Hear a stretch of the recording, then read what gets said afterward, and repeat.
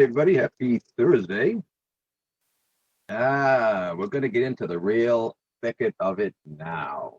Yes, yes. It's time to pull away the veil, if you will. Pull the scales off of our eyes. Pull the plugs out of our ears. Indeed, it's time to open our minds to the ugly truth that we tend to want to run away from if we've been raised, as most of us have, to believe in this demonic sky fairy. You know, people who have the impression of Yahweh as a good force, a good entity, a good God, the good sky fairy, and most people in this country do have that impression. Even non-Bible believers still think that, quote, God, and they mean Yahweh when they say that, that he's a good person. You know, they're not religious, they don't go to church, they might not even pray, but they still believe in, quote, God. So even a great many non-believers in this country, or at least non-practitioners of religion, still have a fondness and a reverence to some degree for this entity, when in reality, if they really understood this monstrosity for what he is, for what it is, the thing that it is, they not only would not have a fondness for it, they would have a disgust, a detestation for this thing, as they should. Well, if any of you listening out there happen to have a fondness or even a remote fondness or respect for this thing, hopefully by the end of this discussion, which if I don't get distracted too much, might be by the end of the show, although probably not. I might have to take this over into next week. But in any case, by the time we finish this discussion, I won't even say hopefully, I guarantee it, you will have your delusions completely shattered, as they should be, as they must be.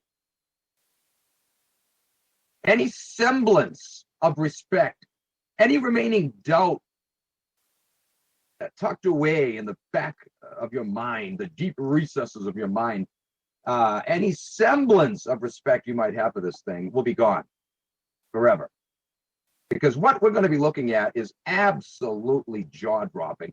The only reason why people, whether they're Bible believers or not, whether they're, churchgoers or not, the only reason why so many people have a profound respect or even a mediocre respect for this entity is because they don't have any understanding at all.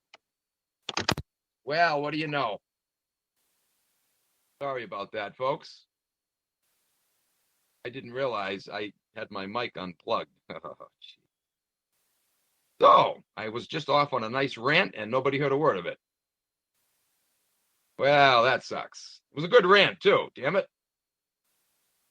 A hell of a nice introduction, and it didn't even get recorded. That sucks. My apologies. What was that? A 4-minute gap there. Yeah, I got to remember, when I first log on, I don't even know how to mute my mic. So, I don't want any noise that I make to come over the broadcast before my show. So I just disconnect my mic. And I totally forgot to plug it back in. I got distracted. Damn it. Anyway, I'll try to recap what I was just saying. It was a good introduction, too. Hey, Charlie, we heard you. Yeah. It's probably just not your best mic. Oh, it did. Yeah, okay. it's probably using your internal mic. So if you want to plug in your mic, right. Okay, well that's good. Okay. Yeah. So we heard you, just wasn't all that good of quality. So when you got your mic plugged in, go down to it looks like a headphone button. Yeah. Click on that and then select your microphone that you want to use. There should be a microphone selection box that pops up. Oh, wait a minute, because I'm still on the other crappy mic? Yeah, it's probably still recognizing that one as the one you want to use. Ooh. Damn it. Well, you know what? I'm not even sure what mic this thing is. I mean, on here. I don't know what it's called. Let's see. Hold on. Well, I'll hit the default because that's what I've been using, right? Yeah, you know what you could do also is you could just try reconnecting now that you've got your your mic plugged in, it'll probably recognize that as the one you want to use. So just log Yeah, on just reconnect back into this conference call, and then I think you should be good to go. Yeah, I'm really sorry about this, folks. This sucks. I got to make sure I don't let this happen again. All right, let me try that. Okay, I'll just wing it here for just a moment. Yeah. Fascinating conversation that was developing last night. Well, of course, the show last night was very, very good. The Masonic roots of this country need to be explored. They need to be exposed. And also the fact that Zionism has been such a huge goal from the get-go of the United States of America. I didn't know this. I didn't realize how far back this went. Even after looking into the information, you think it's just Theodore Herzl, right? That's when it starts. No. No, it goes back much more than that. And then, well, who's doing this? It's the Christians, and look at their Yah monster. Wow, so I'm very excited about the show here tonight. I think we might have Charlie back in here with us. We'll see if it's the correct mic now. Hopefully my sound's better. I think it is. Yeah, that sounds much better. Excellent. Okay, great. Yep, I'll make sure that doesn't happen again. Yeah, all right. Have a good one, Charlie. Yeah, thanks, man. All right. Sorry about that again, folks. I didn't even know I had an external mic on this computer. What do you know? You learn something new every day. Had this frickin' thing for 8 years now. Yes, it's true. I have a new computer in the other room. I've had it sitting there for almost a year. And you know what? I have no desire to even hook it up. I have more trouble with that computer than I have with this old dinosaur. So as long as this dinosaur continues to breathe fire, I'm going to continue to use it until it's ready to bury 6 feet under. Anyway. So with that said, yes, folks, the only reason why people have a reverence, a respect for Mr. Yahweh is because of the propaganda that's been pumped into their heads by, their ministers or their equally duped, parents. My mother was one wonderful woman. She was very sincere in her religious beliefs, but unfortunately, she was duped, as I was myself. She's one of those rare exceptions who happened to have been a nice person in spite of her religious convictions. She wasn't a nice person because of her religious convictions. When you see a religious person that's genuinely nice, credit that person themselves. Don't think it's because of their religious convictions, guys, because as we're going to see, this Yahweh bastard is the antithesis of good. It really is. If you think he's good, it's because you don't know what is in this book. Wait till you see what is in this book. Wait till you see what a monstrosity this friggin' thing is. Anyway, picking up where we left off yesterday, we were talking about examples from around the world of Yahweh or Yah or Yahweh or, Yahoo, anything with the Yah prefix in it, or just Yah by itself, has turned out to be evil. I just find it fascinating. There's other cultures, other examples like this.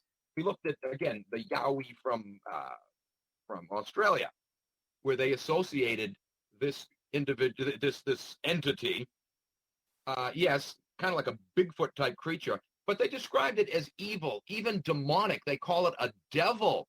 It's a malevolent creature, something to be feared. Some Australians are afraid to leave their babies unattended if they live out in the brush, because they're afraid that this thing might come and grab their kid. So, it's a baby grabber, a baby killer.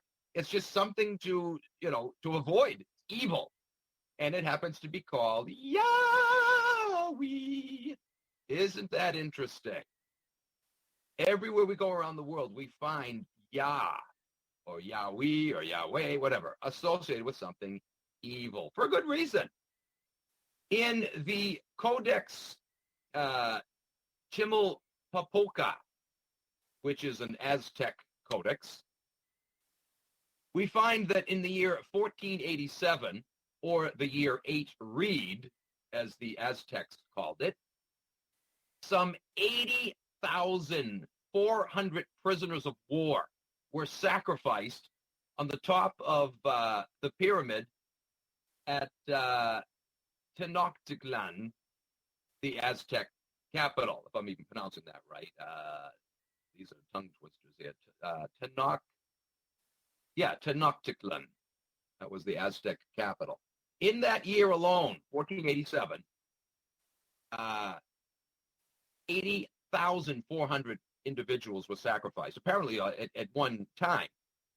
What they would do is, when they would have a war, they would take their prisoners of war and lock them away until one of their holy days came along, and then they would bring them all out and sacrifice them, to this fire-breathing dragon god of theirs that desired human sacrifice. And guess what his name was?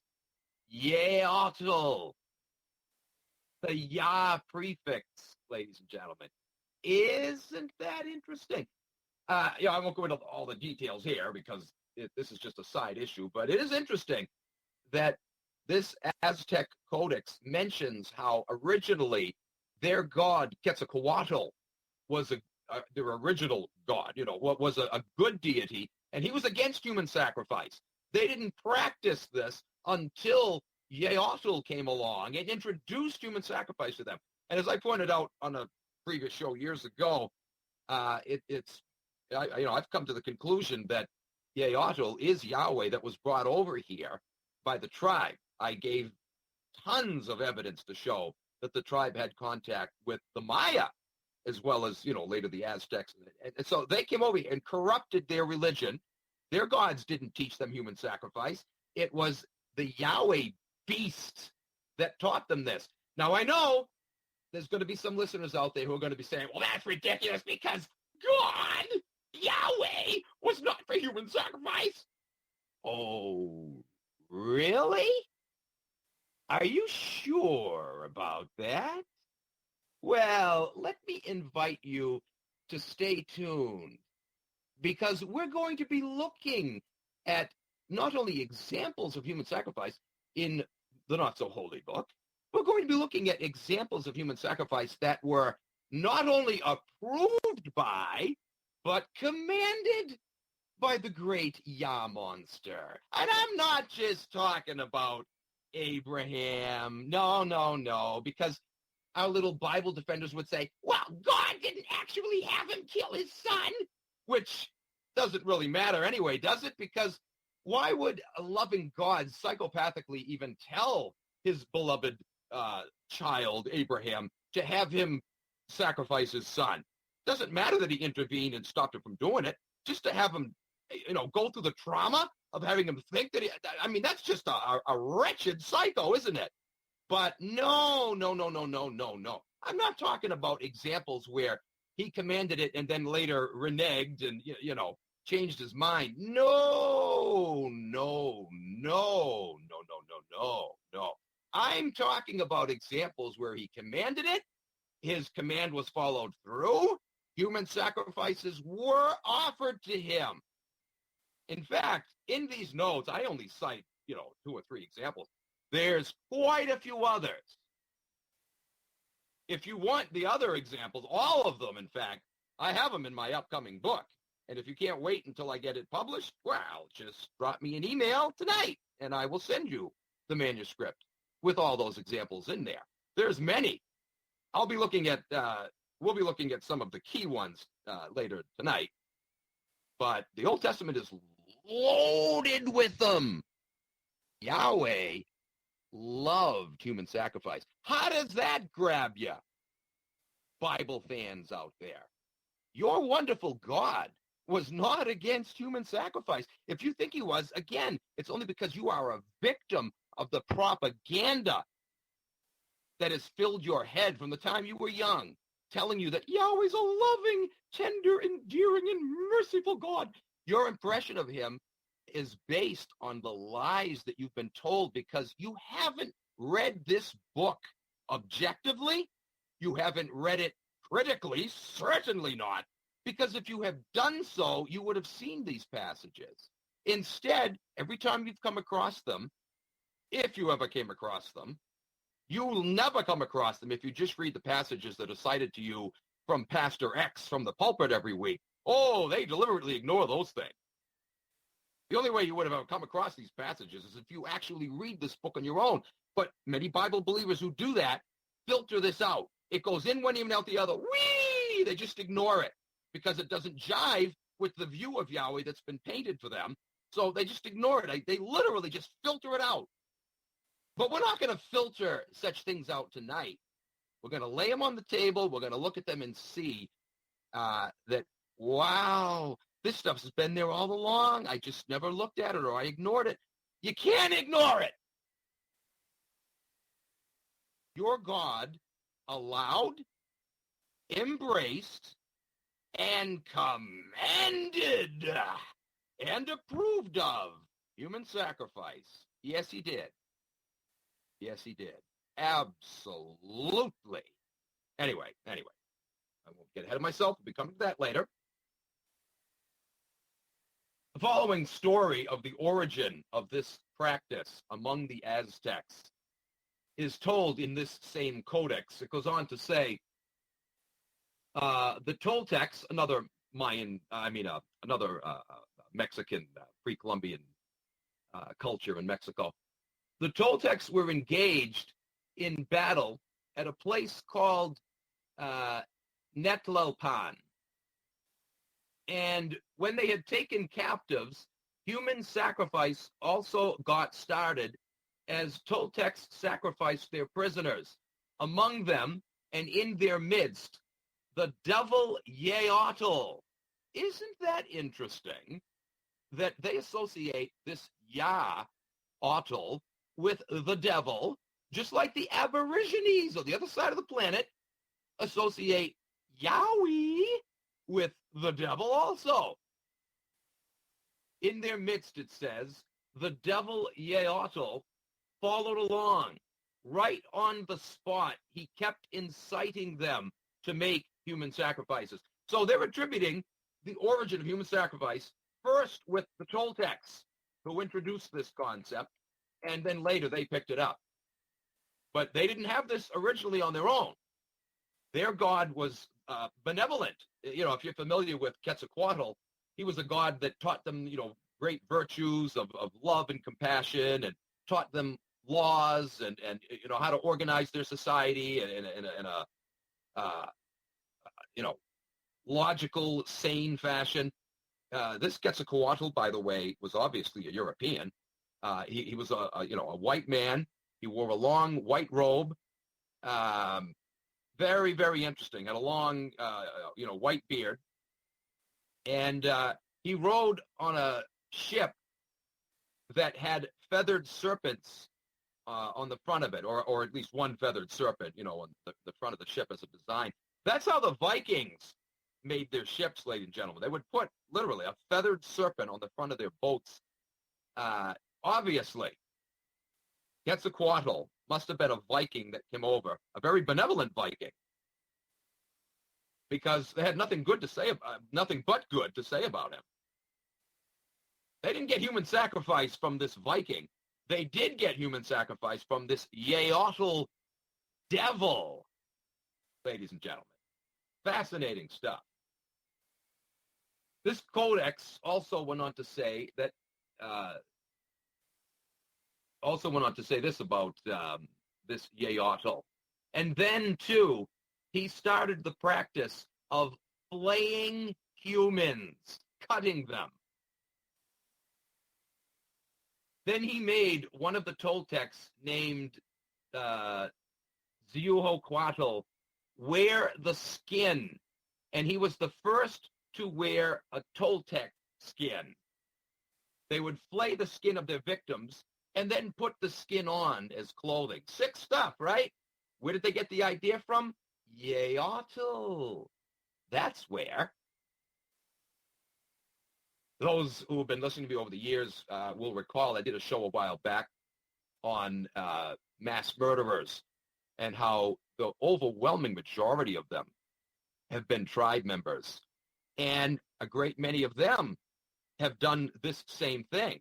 Jeffrey Dahmer is one example. where he would skin his victim. Oh, my God, even talking about this makes me want to puke. But he would skin his victims and wear their skin. Well, guess where the idea came from? The devil, Yahweh, or Yah, ladies and gentlemen. Anyway, this codex goes on to say, indeed, every kind of human sacrifice that there used to be got started then from the Toltecs through their adoption of this god, Yahweh, this devil god. For it is told and related that during his time and under his authority, this Toltec leader, the first Quetzalcoatl, whose name was Actel, absolutely refused to perform human sacrifice. Did you catch that? Their original deified human, that's what Quetzalcoatl was. He was a person, but they revered him so much they made him into a god, and then apparently made, images of him in the form of feathered serpents. Made images of him, and they recognized that he not only was not for human sacrifice, he was against it. He was against it. He was appalled by it when he came here and told them not to do it anymore. But, later when the conquistadors came, there were some old hardliners, traditionalists that still clung to the old ways before the Quetzalcoatl Reformation came along, and so they were still practicing human sacrifice. But the admirers of Quetzalcoatl did not believe in this. They did not practice this. Still big among the Toltecs and some other cultures, and some a good deal of the Aztecs as well, unfortunately. But that's not what the reforms brought by Quetzalcoatl were all about. Anyway, it was precisely when Huenac was ruler that all those things that used to be done got started. It was the devils who started them. The devils, the followers of this devil deity, Yahweh. Imagine that. So there you go. Were the Aztecs, inherently evil people? No, they weren't. Not until this Yahweh demon came along and corrupted and perverted their society and introduced these heinous, hideous, barbaric practices that they unfortunately caught on. And what do you think's going on in our society today? Oh, where do you hear some of the stuff, folks? Some of you, I'm sure, have already heard it, but I don't want to, let the cat out of the bag yet, because I want to wait till I actually get to those topics. But I don't know which topic to cover next. I really don't. I'm being torn in 1,000 different directions. There's so much unbelievably horrific crap that is going on right now, right in our midst, right in this country, that parallel, garbage like this. And you might not see humans walking down the street wearing human skin masks yet, but let me tell you, we're not far from it. As a matter of fact, it is going on, just not out in the open. But that day is not far off. Let me tell you, we've got hideous, abominable stuff like this going on right now as we speak. How do you like them apples? So don't look back at the Aztecs and call them evil for what they were doing. That crap was foisted upon them. And it's being foisted upon us right now. You know what? The American public as a whole, they're ripe for it, folks. I'm telling you, they are, unfortunately.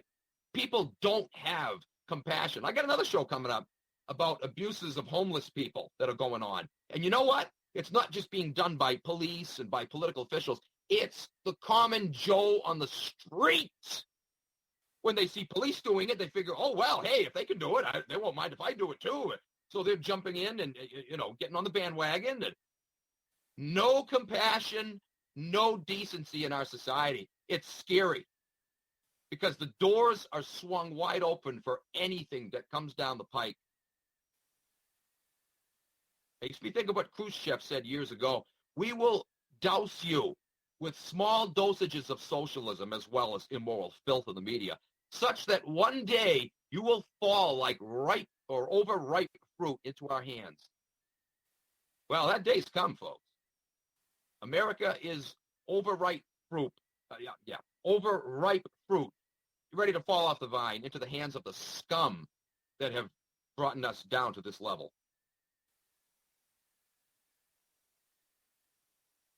People have no moral compass, no sense of decency, no sense of compassion, no sense of understanding anymore. The whopping, overwhelming bulk of this country's population is like this. And I'm telling you, folks, even in the truth movement, it's no different. It's no different. It's so disgusting. People have become ravenous wolves, beasts, ready to gnaw on your flesh, if not literally, physically, at least in a spiritual sense, if you will. And when you come right down to it, what's the difference? If you will gnaw on someone's flesh, spiritually, you have the kind of mentality to do it physically. So what's the difference? If you don't care about destroying people in a non-physical way, you certainly don't have a conscience enough to care about other people destroying people in a physical way, do you? You're no better. All right, anyways, folks, short break coming in. I'll be right back.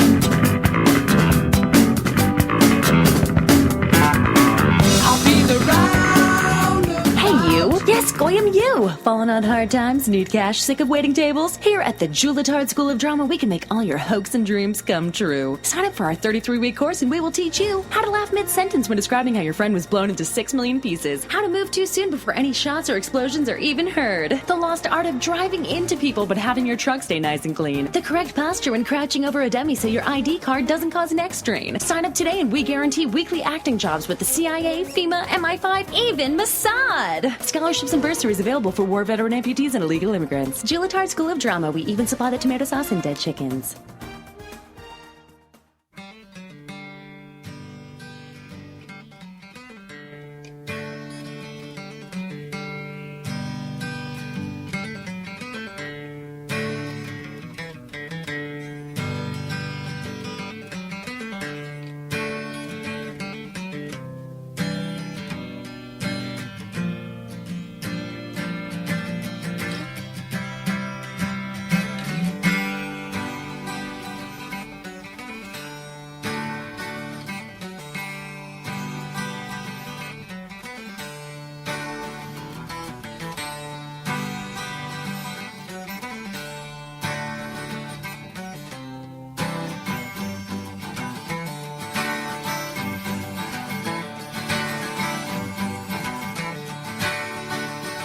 Hey lady, you got the love I need.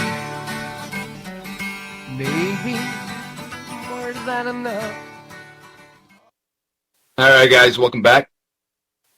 Sorry for these rants here, but it's all a very important part of what we're talking about. I have to make this point before I continue with the notes. I kind of, alluded to this yesterday, but let me elaborate again on this. This is so important.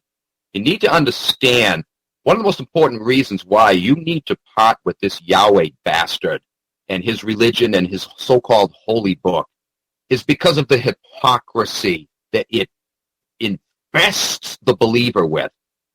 Now, no Bible believer will ever confess that he or she is a hypocrite. They think that they're the antithesis of hypocrisy, but they really are. And here's one of the reasons. They're hypocrites in many ways, but here's one of the biggest ways that they're hypocrites. Bible believers treat fellow Bible believers different than they do non-Bible believers. Don't even think of trying to tell me otherwise, Bible believers. If you're honest with yourself, you know what I'm saying is true. And where do you get that idea from? You get it from this bitchin' book. This book teaches that you are better. Oh, no Christian will ever admit that they're, that they have this superiority complex going on. Oh, no, I love all people. No, you don't. No, you don't. You treat the non-believer differently than you do the believer. That's an abomination. You don't really love all people. No, you don't. No, you don't. Oh, sure, Jesus says love the sinner, blah, blah, blah, blah, blah. But that's not how it plays out. And if you read the Bible carefully, you discover that it actually isn't supposed to play out that way. Because Christians are taught that they are the elite, they're holy and just and righteous, and everyone else is sinners, they're bound for hell. Try to reach out to them, but if they won't listen, if it's clear to you that they're not believers and they're never going to become believers and they're exposing Yahweh as evil, why, they're of the devil, you see. So you look down your nose at them. Of course you do. This book is toxic. It does not teach you to love all people because the tribe who created it doesn't do that, do they? They think of themselves, those in their circle, as being better than everybody else. You're doing the same thing, Bible believer, whether you realize it or not. This book teaches you to do it. Anyway, got a caller on the line. Welcome to the show, caller. Oh, I guess he's just calling to listen. All right. Anyway. So moving on here, in the ancient Egyptian pantheon, there was a god called Yah or Ayah, Y-A-H or I-A-H, Yah or Iyah, who was a moon deity with an avenging nature. Isn't that interesting? Here again, we got the Yah being associated with vengefulness. One Egyptian text says that one who disobeys Yah, quote, will be fettered by the manifested might of Yah. So this doesn't even imply that if you do something bad to your fellow man, that this God is going to punish you. No. If you disobey a command of this monstrosity, regardless whether he commands you to do something good or bad, if you don't do whatever he says, he will punish you. Does that sound familiar? It's just like the Yah monster in the Bible. Now, I know what you're thinking, Bible dupes. You're thinking, oh no, God would never command anything bad. Oh, really? You haven't read your Old Testament very carefully, have you? Because in the Old Testament, the great Yah beast on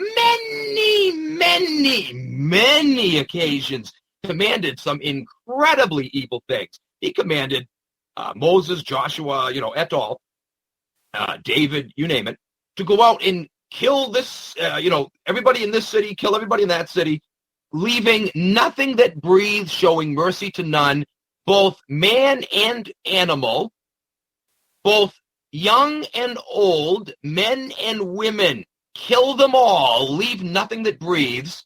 You shall show no mercy, no pity. We'll look at some examples of passages like this later. But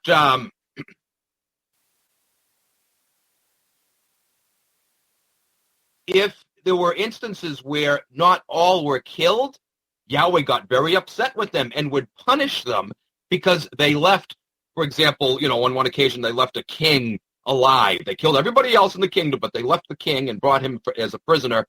Oh, nope, that pissed Yahweh off. So you see, even when they showed, a little compassion and let one person live, that pissed Yahweh off. So, Christians think, oh, Yahweh only punishes you if you fail to do good or if you do bad. No. He punishes you if you fail to obey whatever he says, even when it is bad. Do you understand how demonic that is? This God is a tyrant. He demands you obey whatever he says, even when it's evil. He commands to kill little babies. I've had so many instances in my life where I've brought this issue up with Bible believers. And I said, do you think it's wrong to kill babies? And of course they'll say, well, yes, of course that's wrong. I said, how about if your God commands it? Then they have to be careful how they answer that because they know full well that their God has commanded baby killing, right? And they'll say, well, if God commands it, well, we have to obey. Oh, so you really don't believe that baby killing is wrong then? Well, of course I do. But when God, I says, no, you don't believe it's wrong. I don't believe it's wrong. But when God says so, no, you're making an exception. There's no exception to the rule. Baby killing is evil on any ground, on any day of the week, any time of the year, any period in history. I don't care who commands it. Having your so-called holy God does not make baby killing acceptable, you stupid schmuck. Do you see what this book does to you, Bible dupes? It gets you to accept a heinous act as something good, or at least acceptable. You won't question it. You'll do it. You'll carry it out because your holy God told you to do so. What the hell makes that any different from any bastard tyrant in history who did the same thing? Tyrants who told their soldiers, go out and kill, slay anything that breathes, kill the babies, kill them all. How does that make it okay? How does that make it acceptable? You stupid, mindless drones! I hope you're seeing the danger of your religion now. If not, stay tuned because it's going to get a hell of a lot worse. Oh, it's going to leave you with a very bitter taste in your mouth. The truth will do that.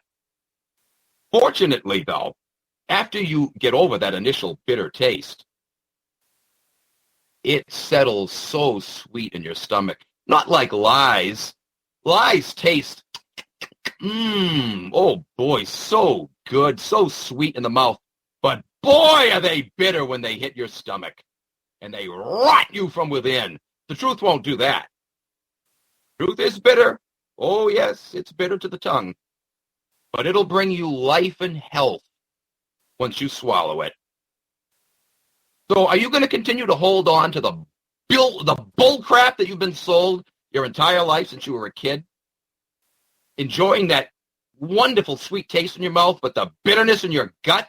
Or are you going to finally puke up this crap once and for all? And yes, take those bitter herbs that you know are going to bring you health. A lot of herbs that are healthy for you are bitter in the mouth, aren't they?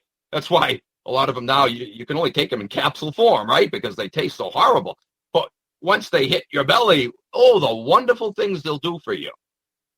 That's how this world works. It's crazy, but the things that are best for you are often very bitter to the taste. And yet the things that are so sweet and yummy are horrible for you. Look at all those delicious sweets out there, triple-decker chocolate ice cream sundae with bananas and, strawberries. And yeah, sure, the bananas and strawberries are good, but when you douse it with all the chocolate sauce and high fructose corn syrup chocolate sauce at that, it's not so good for you, is it? No, it's not. Looks good, tastes good, but it's bad for you. It'll kill you eventually. You eat enough of it. It'll get you fat. It'll give you sugar diabetes. So it is, guys, with lies. They taste so good, and people just love that. They just go for the externals. They go for that moment of seeming pleasure. It makes them feel good at the moment, but it's not helping them in the long run. It puts them in a fantasy world. It turns them into hypocrites. It gives them that holier-than-thou disposition. God damn it all to hell. Anyway, moving on here. The Babylonians also had a deity by the name of Yah, long before the Egyptians did. So ultimately, it looks like Yah actually came, from them. Of course, they later corrupted it and perverted it in ways that the Babylonians didn't even dream of. But to the Babylonians, this Yah was a vengeful deity as well. Vengeful and punishing God who was worshipped out of fear and whose wrath needed to constantly be appeased through sacrifice. Isn't that interesting? Any deity that would command you to perform sacrifice to appease him by nature has got to be evil. Christians will say, oh, well, he doesn't require that anymore. What the hell difference does that make? What difference does that make? The fact that this evil bastard ever demanded sacrifice. How in the world could you think that thing is benevolent? If he required it 1,000 years ago, 10,000 years ago, it doesn't matter. The fact that this demon god ever required human sacrifice, God damn it, how does that not tell you the thing is evil? Anyway, we got a call on the line. Are you there, caller? All right, I guess we got someone else calling in to listen. Either that or I have some sound trouble here. I don't know. Anyway, the Canaanites By the way, I don't even have it in my notes here, but there was another tribe called the Shasu, which we know had direct connections with the heebie-jeebies going back to the earliest times. So maybe they got this Yah monster from the Shasu, who themselves maybe got it from the Babylonians. I don't know. But in any case, this Yah demonic entity was worshipped by quite a few cultures long before the heebie-jeebies came along. The Canaanites had a god called Yah, or Ahi Yahweh, Y-A-W-I, which was also a fear-instilling god.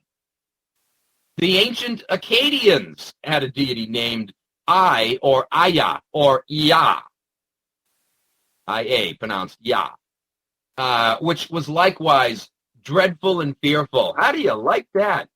So Yah has always been a god of evil, a god of fear, and one that was worshipped out of fear, not out of love, not out of respect, but out of fear.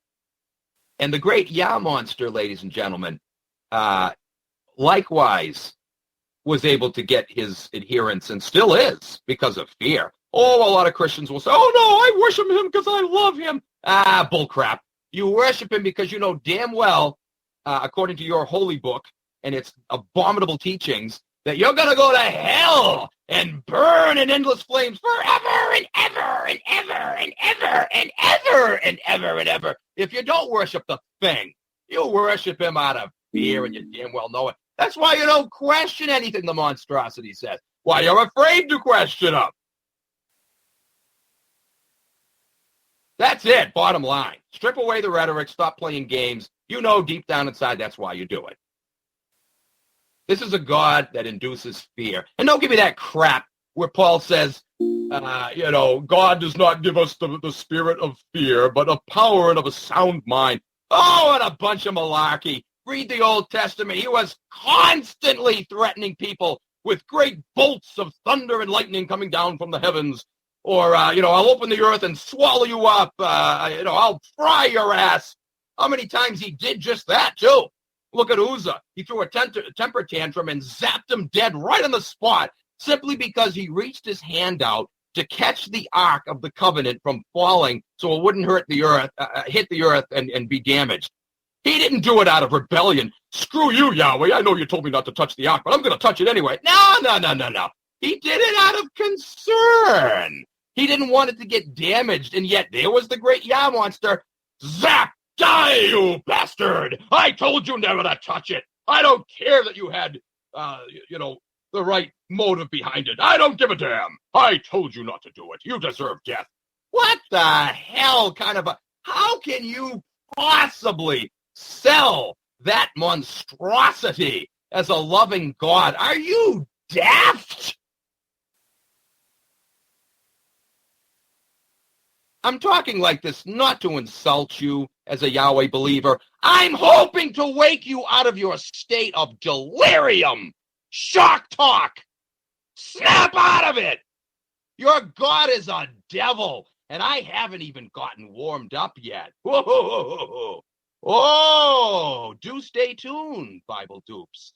You have no idea what you're in for. It's time once and for all to pull away the veil.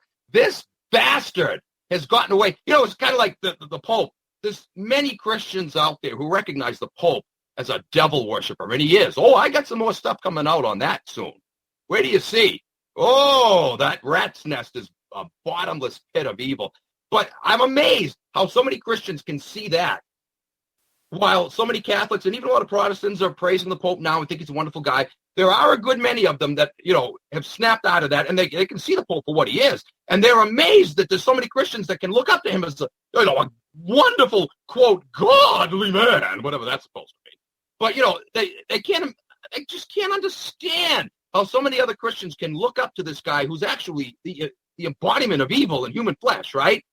But yet, those same Christians who can see the Pope for what he is and not, recognize he's not a good man, he's actually evil, those same Christians look to the Yah bastard as something good? Oh, man, never mind the Pope. Okay, you figured him out. That's great. 3 cheers, craps and giggles, whatever. But it's time now to put your very God that you put up on such a high pedestal and literally freaking kiss his feet. I'm trying to keep this G rating. All right. It's time you put that monstrosity under the microscope too. Because all the while you're exposing the Pope or this religious leader or that religious leader as being a fraud, you're worshiping the ultimate most evil entity of all. The very source and fountainhead of evil. Did you know that? Did you know your holy book actually teaches that Yahweh is the source of evil? It does. And we'll be getting to that. Don't give me the crap that, Lucifer is the source. No. Yahweh himself takes the credit for that. Anyway, moving on here. As I said, the ancient Akkadians had a Yah demon god, too, that they worshipped out of fear. These primitive Yah deities are believed to have been the origin of the Baal god, who threatened to blast his patrons with a thunderbolt, if he was not obeyed. Very arbitrary deity, Baal was. And so, Baal was kind of a latecomer as far as the Babylonians, Akkadians, and so forth are concerned. So Baal is believed to be a more recent, still ancient to us, but more recent in time than these Yah deities, but just another modified version of that same evil dragon god. And that's where Yahweh came from, guys. Yahweh was born out of these pre-existing deities with the Yah prefix. It's the same God. And you can see that because the attributes are exactly the same. The demanding, tyrannical nature of this God, demanding instant and unwavering obedience. Don't slip up in even one, iota of my commands. Carry them out exactly to the letter. And if you don't, I will zap you dead. I don't care what your excuse is. I don't care if you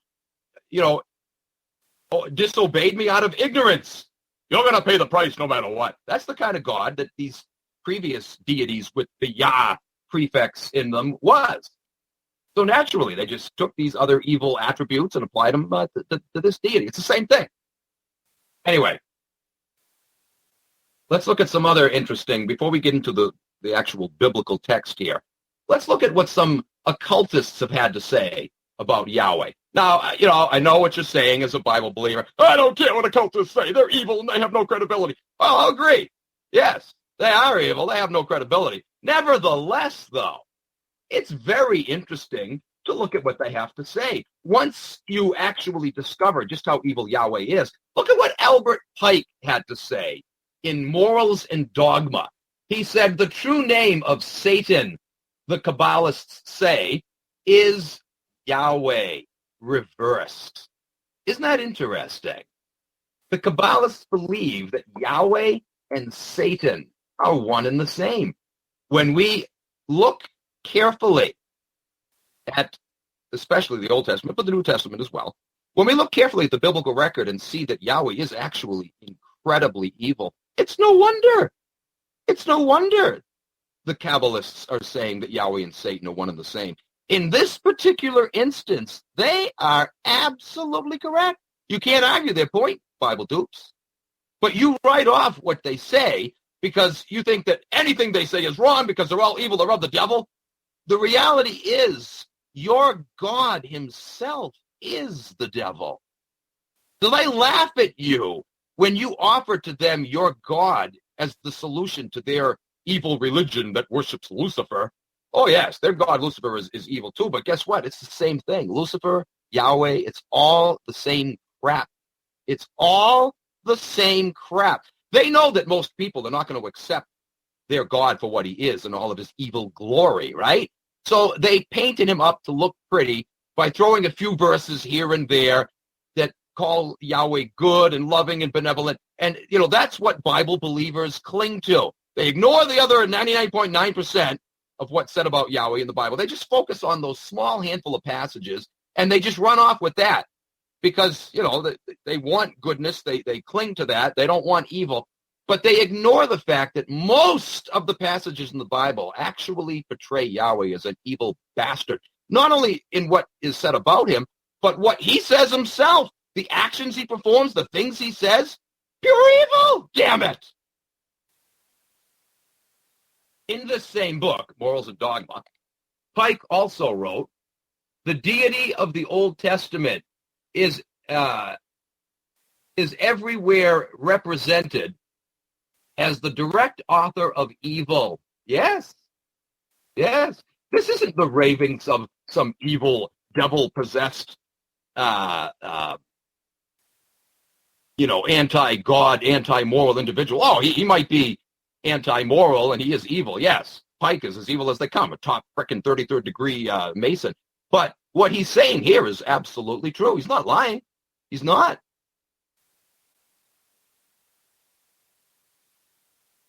Yahweh is evil. But you see, what he wants to do here is to get you, once seeing that Yahweh is in fact evil, he wants to get you to join Freemasonry so that you will think that his version of God is good. It's all the same crap, guys. It's just a different name. Same God, ultimately the same goal, just coming at it from different angles. That's all. What I'm saying to you is, it doesn't matter if you're a Freemason and you worship the great architect of the universe, or if you're a Roman Catholic and worships Yahweh, or a Protestant that worships Yahweh. It doesn't matter. You're worshiping the same God. You might have different views of what that God means or represents, but in the end, it's all the same thing. Either way, they got you. Do you understand? Whether you're a Freemason, ignorant of how evil the architect of the universe is, or you're a Catholic or a Protestant, ignorant of how evil Yahweh is, it doesn't matter. You're still worshiping the same God. You're going to wind up in the same place, ultimately, if you continue to follow that bastard. Do you see how they got you? Do you see how deceived society is with their bull freaking crap? Anyway, Pike wrote, the deity of the Old Testament is everywhere represented as the direct author of evil. We're going to see the proof of that he's right in this statement. Commissioning evil and lying spirits to men, hardening the heart of Pharaoh, and visiting the iniquity of the individual sinner on the whole people. Many instances in the Old Testament where God did this very thing. The rude conception of sternness predominating over mercy in the deity can alone account for the human sacrifices purposed, if not executed, by Abraham and Jephthah. He's talking here about two examples of human sacrifice, or near human sacrifice, in the Old Testament. The story of Abraham, being told to kill his son, which, yes, he didn't do it in the end. Yahweh supposedly intervened to stop him. But it doesn't matter. The psychopath still told him to do it, and he was going to do it. Yahweh was just testing his faith, Bible dupes would say. Does it really matter? Yahweh wants you to be so dedicated to him that you will, in fact, do whatever he tells you, even if it means killing your kid. That's a psychopathic bastard, ladies and gentlemen. You can whitewash it all you want. You can sugarcoat it all you want. In the end, you still have a psychopathic bastard God that you're worshiping. But the Jephthah story isn't the same now, is it? The Jephthah story, for those of you not familiar with this, let me recount it really quick. Jephthah was praying to the great Yah monster for victory in battle, and he promised Yah that if you give me victory in battle, I will later sacrifice to you the next person that walks through my door. And sure enough, not long afterwards, he did win in the next battle he fought. And guess who the next person was later who came through his door?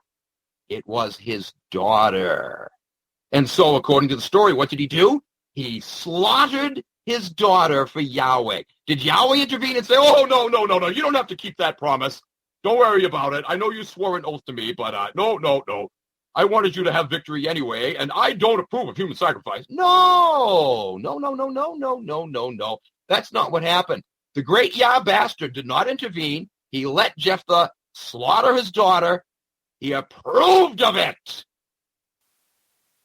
Human sacrifice, ladies and gentlemen. Oh, but don't worry. We'll be looking at some other instances of this. We'll be looking at specific examples where Yahweh actually commanded human sacrifice. Not just that he sat back and let it happen and showed no disapproval. We're going to see where he commanded it. Yeah. Madame Blavatsky, just like Albert Pike, said some very similar things in her Secret Doctrine book. She said, Jehovah, or Yahweh, esoterically, as Elohim, is also the serpent or dragon that tempted Eve.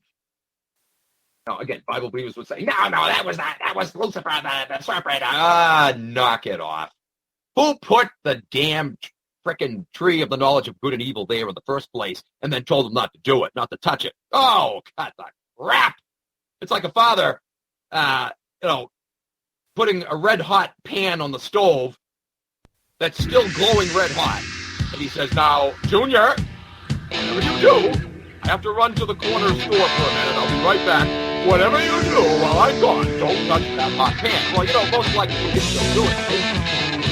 You don't want your kid touching the hot pan. The best way is to put it way out of reach so he can't get at it. What kind of a boss would play games like this instead of steaming his bastard off? All right, guys, real quick, right back.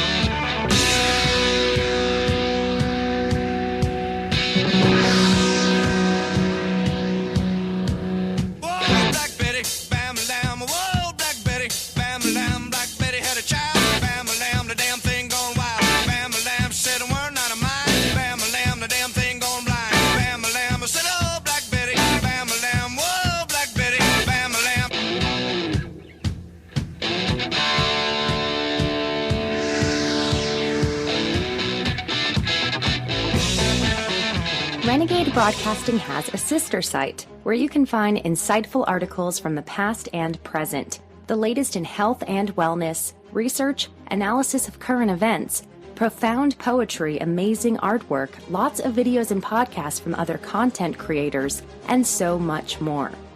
We are in a struggle to awaken as many people as possible, put an end to our enslavement in this toxic culture, and create a future where we can be happy, healthy, and free. Go to renegadetribune.com, browse the great content, and do consider joining the crew and publishing your own original work.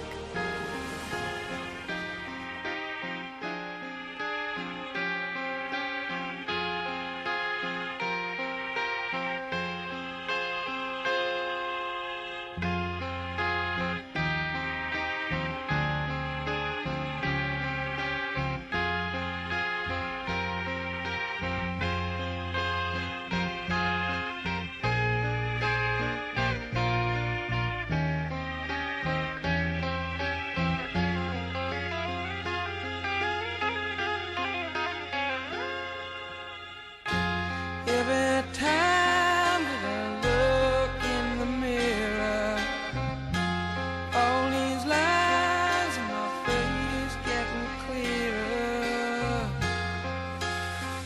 The past is gone, it went by like dust to dawn.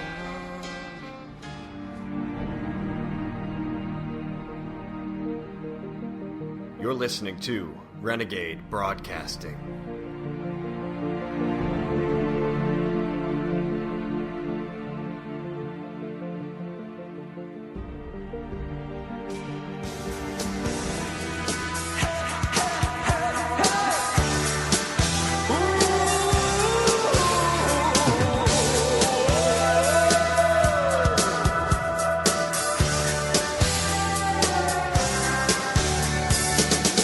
Won't you come see about me?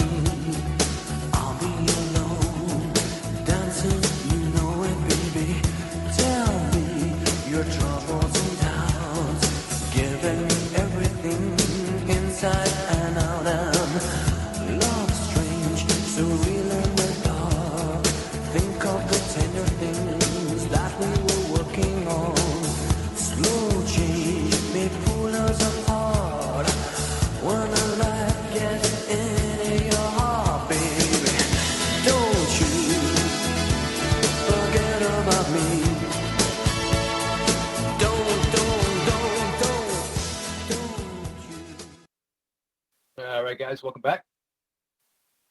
Just a couple more quick quotes here, and then we're going to really get into the heart of this thing.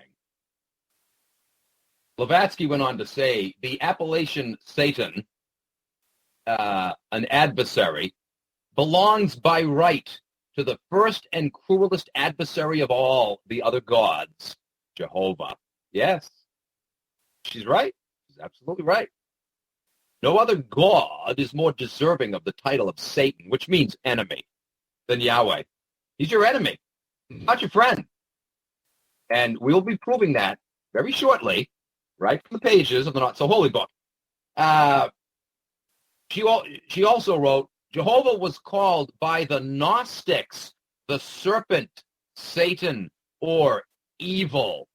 The Gnostics taught that Yahweh was evil. Isn't that interesting?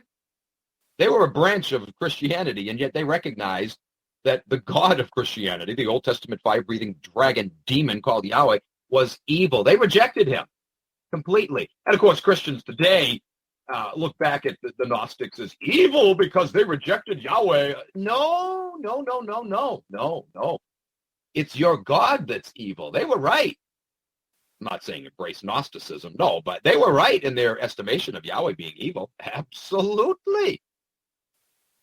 Because they read your Not So Holy book with a critical eye.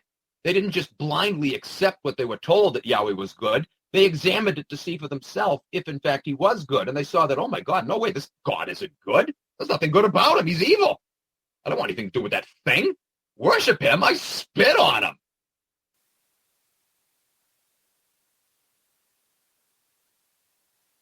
I don't have any Bibles, physical Bibles left in my house anymore, folks. I had a few of them still around years ago when I came to the truth of the Bible. When I found out what an abomination it was, I took great pleasure, one page at a time, in using my Bibles to wipe my ass with. I did, and I'm proud to say it. I saved a lot of money on toilet paper, too. I forget how long that lasted now, a couple months anyway. One page at a time. Yep. And it is, it will soften up in the toilet. You can flush it safely. So you see, the Bible does serve a purpose. Don't just throw it away. You can put the thing to good use. Toilet paper, ladies and gentlemen, that's all it is. Now, to the average Bible dupe, of course, you talk like that and, oh my God, you're so evil, you're of the devil! No, your God is the devil. And with no further ado, let us now proceed to prove that point right from the pages of this Not So Holy book. A picture of an ongoing war is painted in the New Testament that rages between Yah, the leader of the good side, as though Yah is actually good, and Satan, the leader of the bad side. In this fictitious drama, Yahweh is said to want mankind to join his winning side so they can go to heaven one day and live forever. And on the flip side of that, Satan is supposed to be seeking to lure humans over to his losing side so that he can take as many down with him as he can when he goes down. That is the picture painted in the Bible. That's what, the Bible wants you to think. That's what Bible dupes want you to think. That's what they think. But when you examine, again, this book closely, you realize, holy crap, the evil side is the Yahweh side. I'm not saying that the devil side is good. No, because the devil is Yahweh. There are no two sides as far as the Bible goes. There's only one side, and it's evil. The whole thing is evil. What the Bible does in offering you two different spiritual entities, the devil and God, one supposedly, the leader of the evil side, and one supposedly the evil of the good side. What that's doing is it's trying to lure you in by offering you what you are supposed to think is good when really you're following the same thing that's bad that it's selling you. Do you see what I'm saying? Paul the Apostle once said that since the ministers of the devil are able to transform themselves into ministers of righteousness, or since the devil himself is able to transform himself into an angel of light, then it's no big deal if one of his ministers, one of his earthly minions, are able to transform themselves into ministers of righteousness. In other words, beware of ministers trying to sell you demonism under the guise of something good and holy, right? I agree with Paul. Yes, we need to be aware of that. The problem is, what Paul was trying to sell his audience was itself evil. He himself was professing to be a minister of righteousness, but was selling a plethora of demons, ladies and gentlemen. The ultimate irony is the thing Paul was warning his audience about is the very thing he was selling them. Holy horse crap, man. It's unbelievable. Yahweh himself is the best illusionist, dressing up as a sheep, but underneath that wool, that veneer, is a wolf, is a demon waiting to devour you. Anyway, here's how two commonly quoted New Testament scriptures lay this whole thing out for us, this battle between good and evil, Yahweh and the devil. Revelation 12:12 says, "Therefore rejoice, you heavens, and you who dwell in them. But woe to the earth and the sea, because the devil has come down to you. He is filled with fury, because he knows he has but a short time left." And then 1 Peter 5:8 puts it like this, "Be alert and of sober mind. Your enemy, the devil, prowls around like a roaring lion, seeking whom he may devour." So, this is to put you in fear and to drive you into the arms of Yahweh, who will protect you from this evil devil. But in doing so, you are running right into the mouth of the very beast you think you're running away from, because Yahweh is just another name for the devil himself. Look at the mind screwery that goes on here. These quotes are most ironic indeed, since we find so many references in the Bible to Yahweh seeking whom he may devour, commanding, Moses, Joshua, David, et al., to kill everything that breathes, everything in their path, whether it's men, women, children, babies, even sheep and goats, cattle, kill them all, leave nothing that breathes. The Old Testament is loaded with passages like this. So here we have Yahweh himself seeking whom he may devour, and yet we're told to watch out for Satan, who seeks whom he may devour. Don't forget, guys, Satan really is not a name.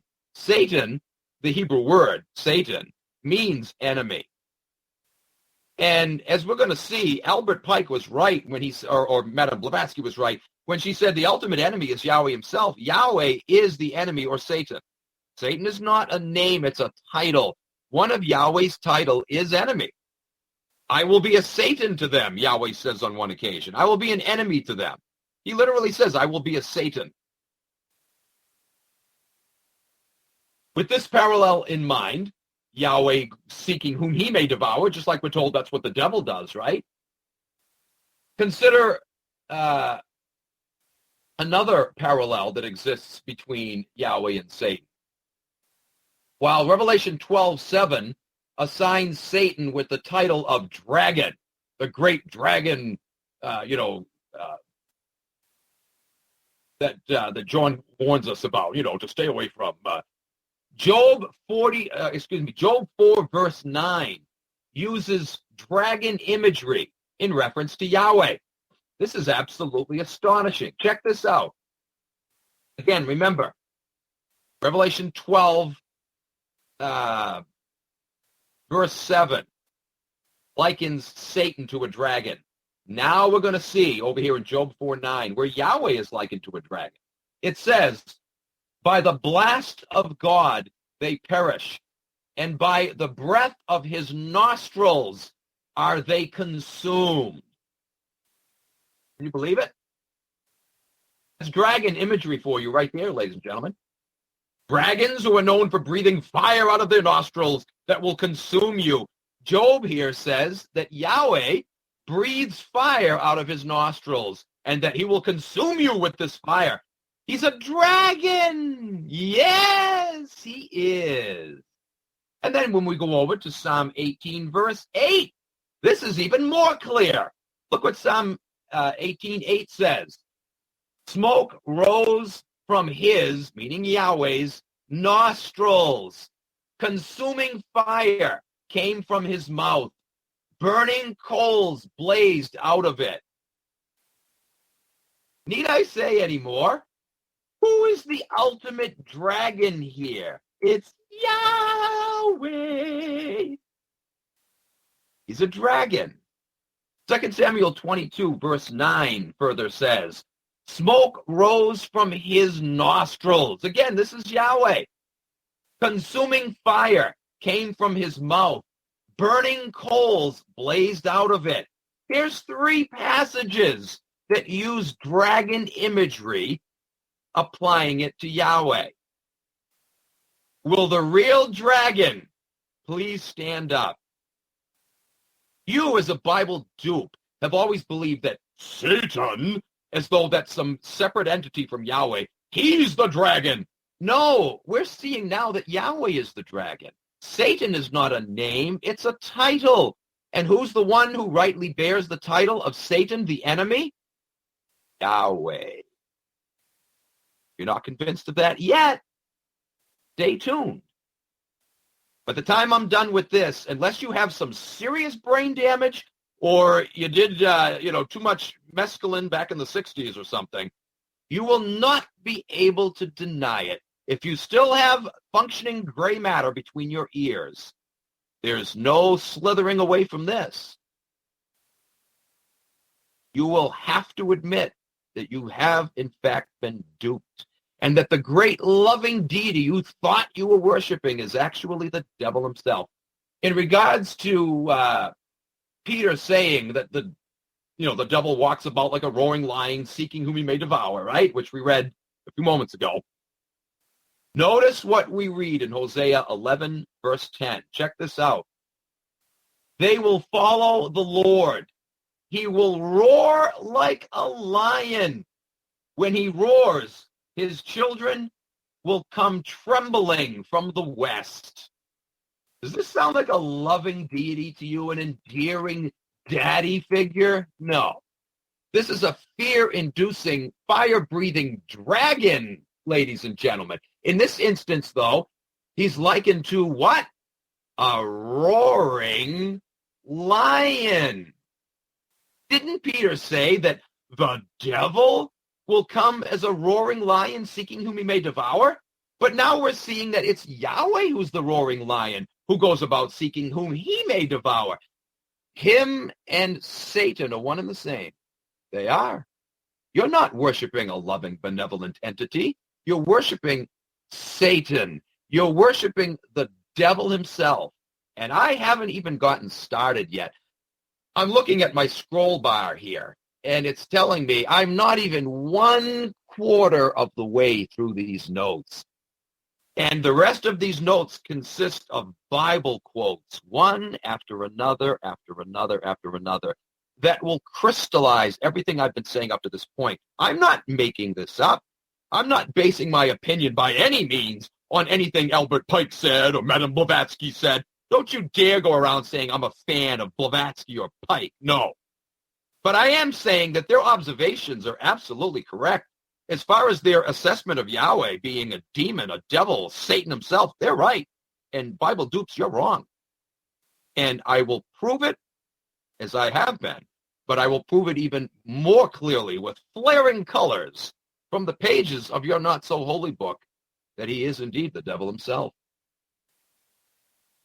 The Revelation passage cited a moment ago of the devil seeking whom he may devour applies once again, folks, to Yahweh himself. There's no question about it. But the same is said about Yahweh in other places. Psalm 50 verse 22 says, repent, all of you who forget me. This is Yahweh talking.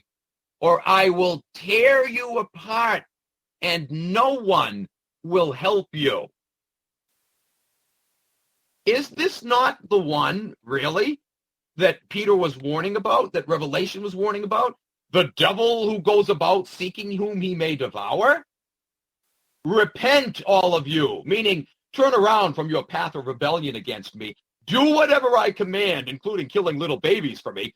Do whatever I say, regardless whether it chimes with you or not, regardless whether it's right or not. Do whatever I say, or I will what? I will tear you apart, and no one will help you. Do I actually have to try to reason with you to get you to see there's something wrong here? Do I really need to do that? Is that really required? Do you not have the ability to still think for yourself? Have you been so hopelessly mind-controlled by your bullcrap religion, your bullcrap religious leaders, your bullcrap holy book, that you can't see this for what it is? Really?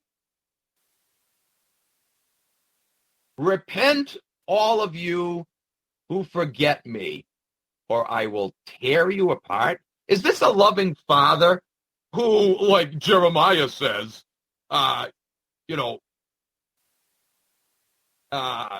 repent and, I will receive you with open arms, with loving kindness, blah, blah, blah. Oh, sure, there are passages that say that. They have to put that in there for the more benevolently minded believers, who don't fall for the tyrannical fire-breathing dragon imagery. They have to put that in there, and that's what most Bible dupes focus on. But the same God who is alleged to have said that also said this: repent, or I will freaking tear you apart. That's not a loving God. You can focus on the Jeremiah passage all you want. I will receive you with loving kindness, blah, blah, blah. You can focus on that all you want. But the fact ever still remains that that same God, whose quotes you only like to focus on that speak of benevolence, also said this tyrannical statement: I will tear you apart. What makes this God any better than, quote, the devil who walks about like a roaring lion seeking whom he may devour? That applies to Yahweh. I'm sorry, but the passages about I will, receive you with loving kindness, you can toss them out the window, because any demonic bastard that makes comments like this is just speaking rhetorically when he talks about loving kindness.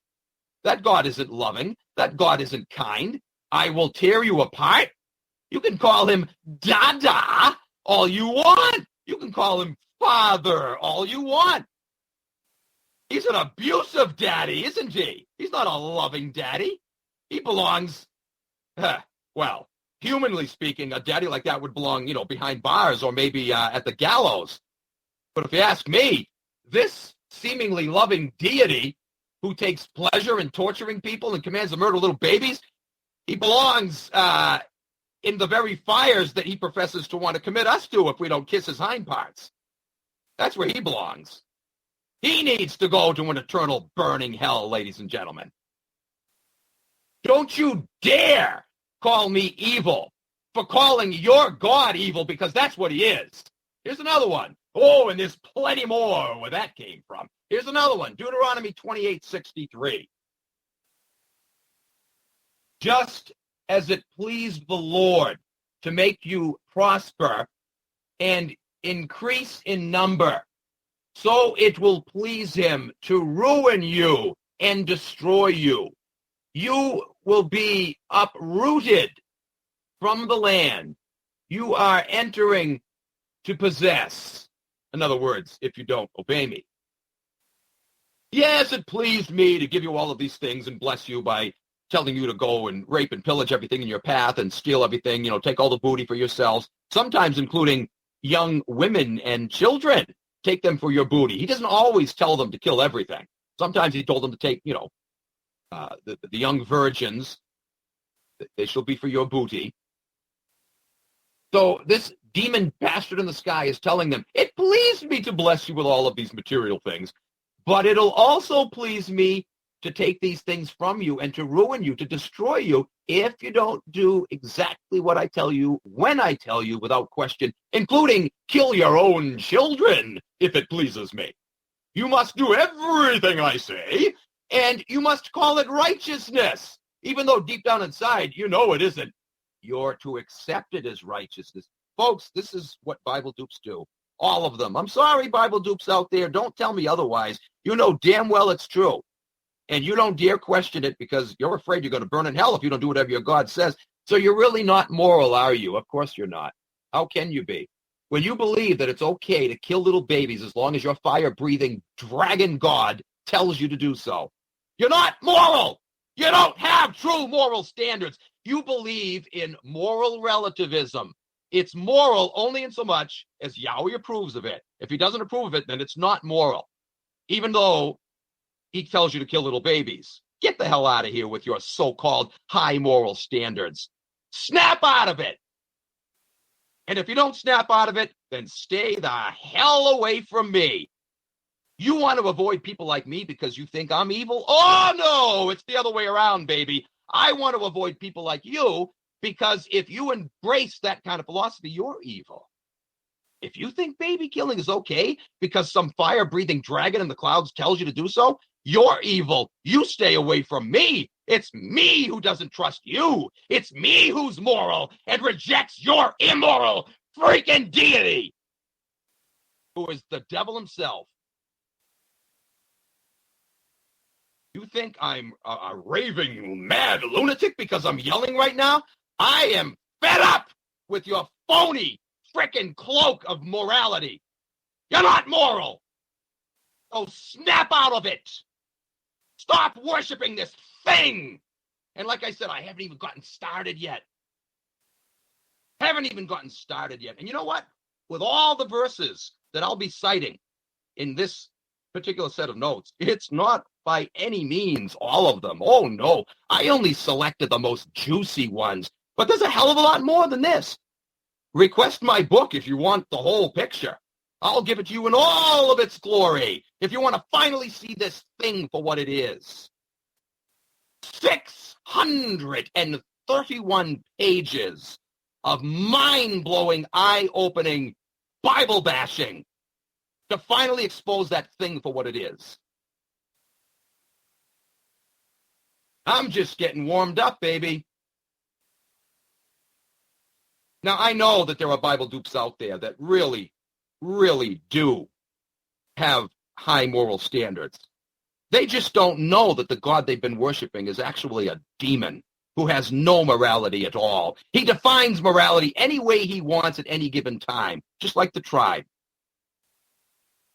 who gave us that damn book.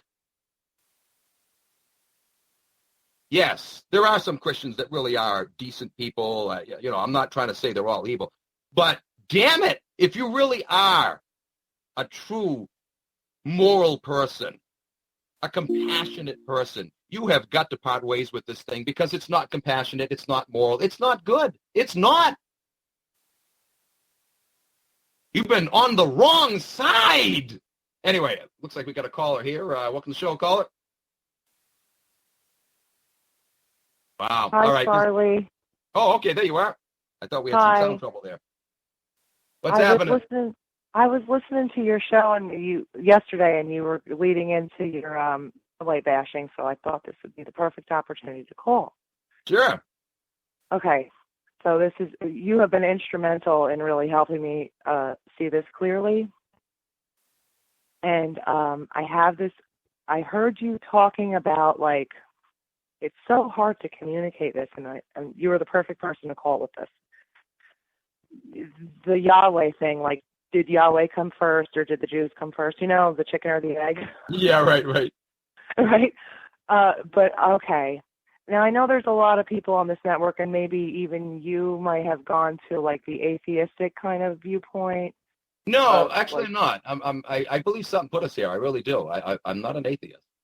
Okay, so but it's not that demon. No. No, exactly. So you could embrace like a spiritual viewpoint. Yeah, no, I'm right? really not an atheist. I honestly okay. think, how can we be here by chance? You know? Right. So I have this crazy theory that this Yahweh thing, is actually like real. Okay, I think he came first. I tend to agree with that. Yeah. Let me tell you, I've had so many bizarre and downright evil things go wrong for me in my life. I can see this demonic entity behind the scenes laughing and taking pleasure in it, which is another reason why I wage war against it. Right, exactly. It's our enemy. This idea that there's billions of people that profess themselves to worship this creature, right? Yeah. How do you think his chosen ones have gotten away with what they've been doing for thousands of years? Right. So let's say 1 billion of them are devout. What do you think they're worshiping at Bohemian Grove? Sorry to interrupt you. Go ahead. No, it's okay. But and if you look at this from a spiritual, almost occult way, what are they doing? They're invoking the name of this demon that we know to be a demon at this point. Yeah. Right? Yeah. They're raising cones of power, if you want to use an occult look at it. Yeah. You know, they're singing their songs and raising these cones of power to this. We got a break coming in. You want to hold on after the break? I will. I will hold Okay. on. Yep. Okay, folks, stick with us. Be right back. We don't need no thought control.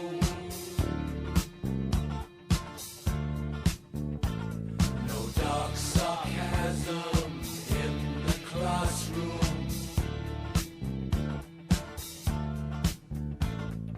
Teacher, leave them kids alone.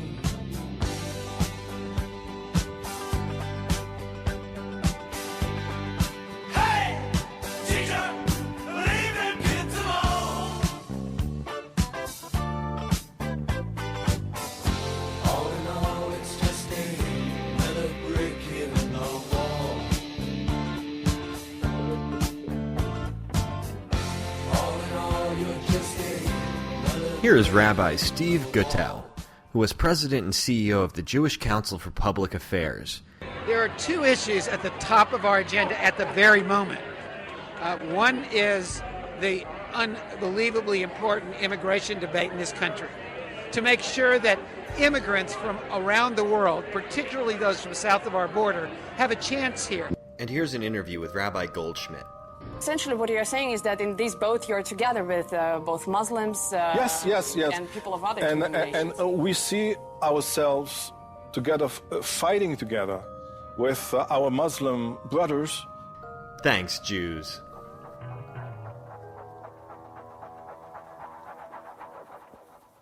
Hey, mama said the way you move gonna make you sweat, gonna make you groove.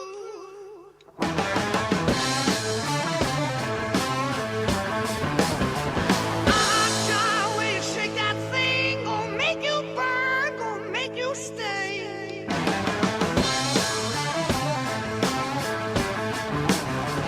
Hey, baby, when you walk that way, watch honey drip, can't keep away.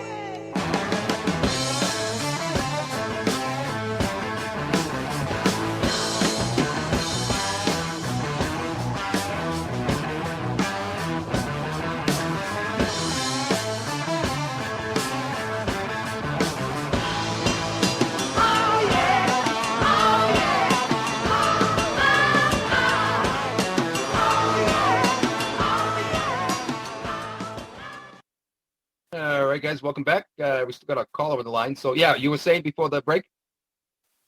Hi, I'm still here. Yeah. So anyway, what I was getting across is, okay, so we left off, they're invoking the name of, they're raising these cones of power. Some of them are like providing sacrifices to this thing.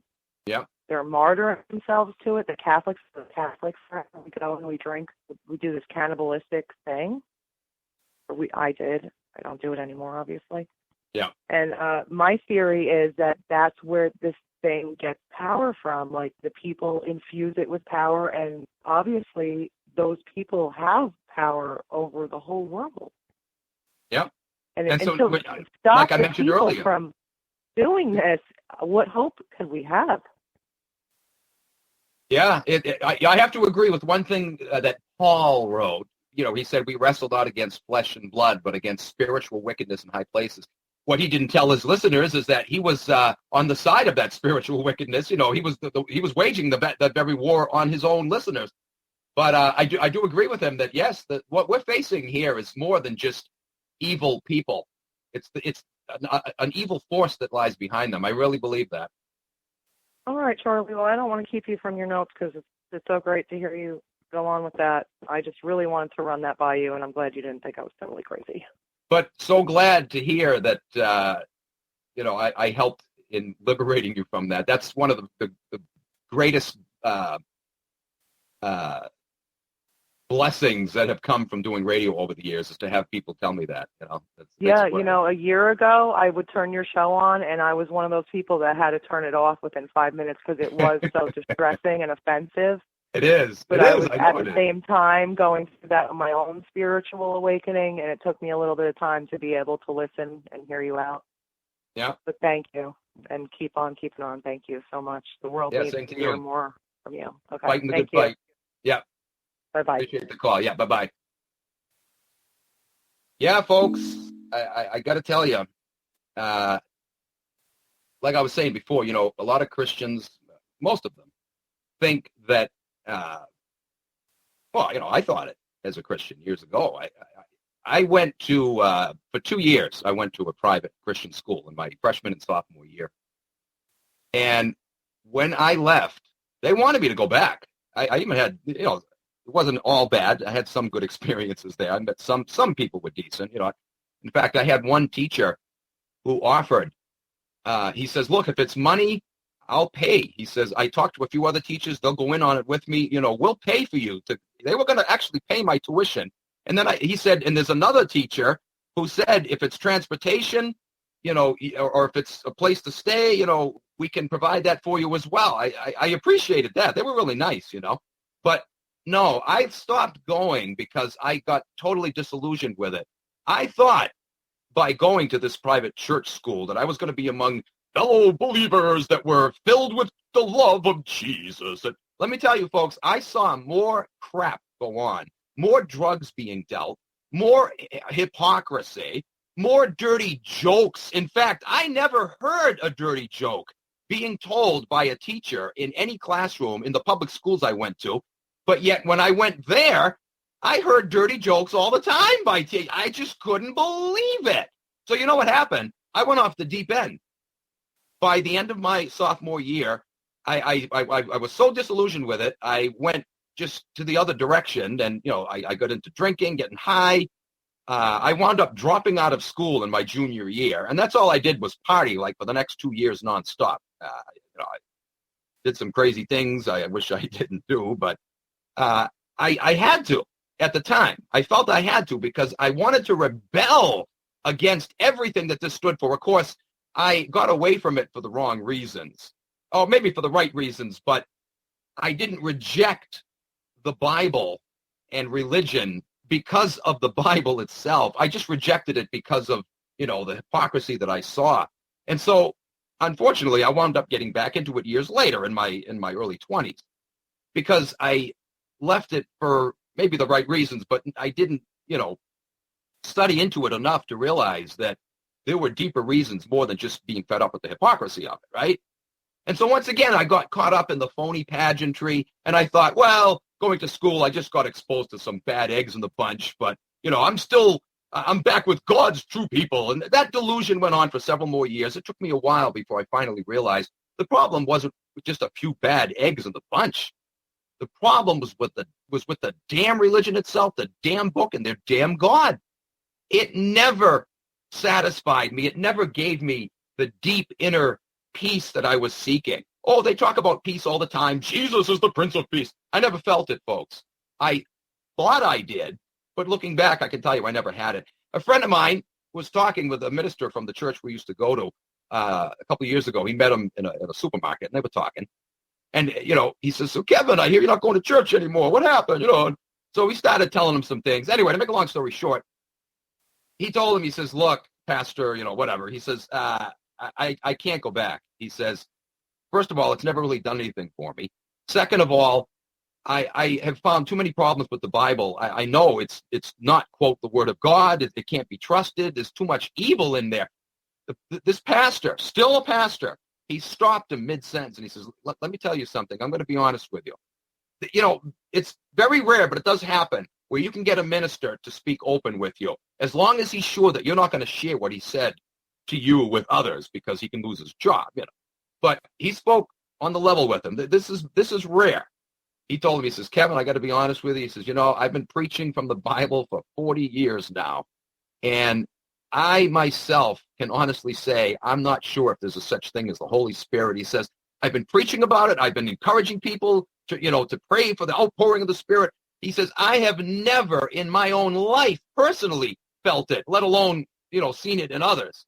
I still preach it because I have to, but I really don't see any sign of it. No. And most Christians, guys, if you can get them to sit down, maybe, give them, drop something in their soda, or get them a little, loosened up, so that they don't have their guard up. You know what I'm saying? If you can get them to have a few beers with you, which that, most Christians won't drink. But if you can get them to do that and loosen up, they will be honest with you and tell you this themselves. They really don't have this peace. They talk about it all the time. They want to give assurance to others, to encourage them to follow Jesus, and to help convince themselves that they really do have peace, when they know, though, deep down inside, they don't. They don't. There's nothing there. It has nothing to offer. It's bullcrap. Anyway, I want to get back to my notes, but before I even do that, I want to mention this. My discussion a moment ago about my experience, why I left the Christian school I was going to. I was seeing a tremendous amount of hypocrisy. And over the years, folks, I have seen so very much more of it. I have been betrayed by Christians far more than I have been by Jews. I have. Maybe that's because I've known more Christians than I have Jews personally. Yeah, that's got something to do with it, maybe. But I'm telling you, the betrayal that I have suffered over the years at the hand of, so-called godly people, it's unbelievable. It's jaw-dropping. A great many of them have proven to be my absolute enemies. And you know what? I don't even hate them. I hate what they've done, yes. Oh, do I hate what they've done. But I feel bad for them. They don't even know what the hell they're doing. They have no idea. They're mindless drones. They're servants of this evil deity, and they do his evil work without even realizing it. They think that what they're doing is good. When they attack a non-believer, they think they're doing service to their God, even though that non-believer might be a good person.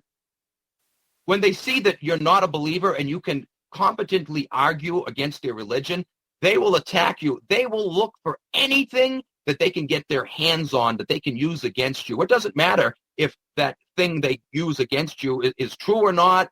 It doesn't matter to them. Once they find something, yeah, now I can take him down. They're actually evil. I think deep down inside, maybe they have some sincerity to them, yes.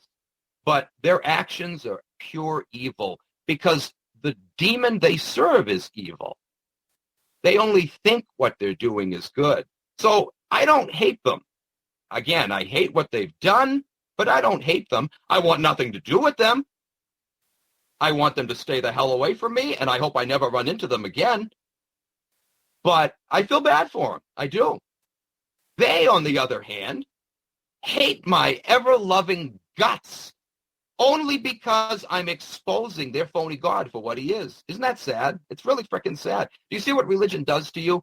Under the cloak of filling you with love and compassion, it actually robs you of those virtues. It does. It makes you a hateful demon. It makes you hateful toward people you actually should be loving toward and caring about and supportive of, and makes you wind up supporting people that are actually following the same demon you are, that very often are not worthy of being caring toward and supportive of. The irony of it all, this is how messed up this tribe has made us, folks. Do you see what they've done to us? They have us hostage.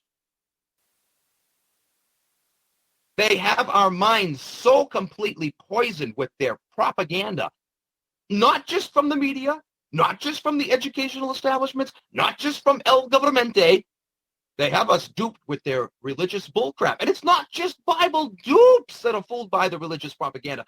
Like I said at the opening of this show tonight, a lot of non-churchgoers, a lot of people who don't even profess to be Christians still have a profound respect for the Bible. They still think it's a good book. No, it's not. If you think it's a good book, then you're just as deceived as the people who go to church every frickin' week, who read from that frickin' book every day, who pray to that frickin' God every day. Oh, the power of their deception. Which is why, just like the caller said, I think, guys, we're dealing here with much more than human intellect behind this massive and monstrous web of deception. I do believe there is an evil force behind it. And I think that force is the dragon called Yahweh. Yah, the magic dragon, lives by the... Oh, man. I think that's what we're dealing with. And the only way to conquer this SOB is to look him right in the eye and say, screw you. You bow and worship me. You're gonna burn in hell, you monster. Anyway, enough of that. Let's get back to the not-so-holy book and exposing this monster for what he is. Here's another passage. Deuteronomy 28:63 says, you know, I'm working up quite a sweat. Ugh, Jesus. I'm actually sweating right now, and it's not even hot in here. I got the heat down low. I'm trying to save money because these oil bastards have raised the price just in time for the winter, as they always do. I'm sweating because my blood pressure must be through the roof right now. I don't have a mirror near me, but my face is probably beet red. Doing shows like this aren't good for my high blood pressure. I can tell you that right now. When I talk about this monster, I get so freaking enraged. Enraged that he has so many people fooled, following him, thinking that he's the bastion of goodness and righteousness when he's the very opposite. Anyway, Deuteronomy 28:63. Just as it pleased the Lord to make you prosper and in... Oh, I think I just read this one, didn't I? Yeah, okay, I did. Yeah, let's move on. That's the one where Yahweh says, you know, please me to prosper you, but it will equally please me to destroy you the moment you slip up and don't do what I say. This is a psychopath who says something like this. Anyway, in light of passages like this, we have to laugh wholeheartedly at scriptures like this next one. This is from Lamentations 3, verse 33. That's an interesting number, isn't it? Listen to this. For he doth not afflict, meaning Yahweh, he doth not afflict willingly, nor grieve the children of men. Did you catch that? Look at the schizophrenia of this book. 1 minute he's saying, I will take pleasure in destroying you if you don't do what I say. And then later we read over here in Lamentations, he doth not afflict willingly, nor grieve the children of men. Oh, shut up. Just shut up. Amongst other things, not only is he a tyrannical bastard, he's a schizophrenic lying piece of crap. The New Testament teaches that the devil is a murderer and the father of lies. In fact, Jesus himself made this comment in John 8:44. He said, he's talking to the Jewish leaders here, he said, you belong to your father, the devil, and the lusts of your father you will do. He was a murderer from the beginning, not holding to the truth, for there is no truth in him. When he lies, he speaks his native language, for he is a liar and the father of lies. Okay, so Jesus wants us to believe that a separate entity other than Yahweh is the father of lies and has been a murderer from the beginning. But now let's take a look at Yahweh's record in the Bible to see that he, in fact, is a liar and he, in fact, is a murderer. And therefore, he is the devil. Listen to this. Ezekiel 14:9. Yahweh is supposed to hate lies and liars, right? We've got plenty of passages where he says that. He hates those who lie. He hates liars. Liars are going to go to hell, according to the Apostle Paul, according to the book of Revelation. But now let's see what, for example, 2 Chronicles 18:21 says. Yahweh is speaking here, I will go and be a deceiving spirit in the mouths of all his prophets, he said. You will succeed in enticing him, said the Lord. Go and do it. I will go and be a deceiving spirit in the mouths of all his prophets. Yahweh here is saying he's going to go and be a deceiving spirit. Now, wait a minute. We're supposed to believe that the devil is the author of lies. He's the one who lies, not Yahweh. Only the devil does it. Supposedly a separate entity from Yahweh. No, it's not a separate entity. It's Yahweh himself. He's the liar. How can a God who says he hates lies turn around and say that I will go and be a lying spirit? You can't have it both ways. What you have here is a liar, a fraud artist, a schemer who professes one minute to be against lies so he can lure in the gullible and the ones who are actually against lies themselves, and just have you focus on the passage where he says he's against lying. But damn it, forget the passages where he claims to be against lying. What about these? He's not against lying. If he was, he would always consistently send the same message, wouldn't he now? It's like, Winston Churchill. He makes those great comments about, oh, yes, there's a conspiracy for world government. It's been going on since the days of Adam Weishaupt. The Jews are behind it, blah, blah, blah, blah. Great statement. It's all true, isn't it? But then he turns around and he's doing everything that they want him to do. He's their minion. Well, that's a lying fraud artist, isn't it? So you can write off those good things he said. Now, those things don't make him good. He's still evil, isn't he? In spite of the good things he said. It's the same way with Yahweh. Damn it.